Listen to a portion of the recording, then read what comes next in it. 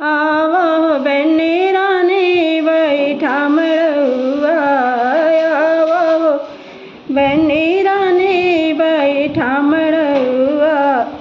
हथवा में लिहले सिंघोरा, सिंघोरा लिहले तोहरे सजनवा।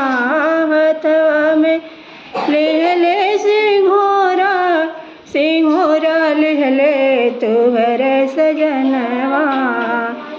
घरवा में मम्मी रोवे पापा दुवरवा, घरवा में मम्मी रोवे पापा दुवरवा।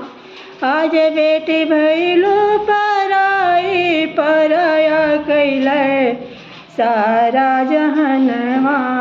आज बेटी भइलू पराई, पराया कैले सारा जहनवा।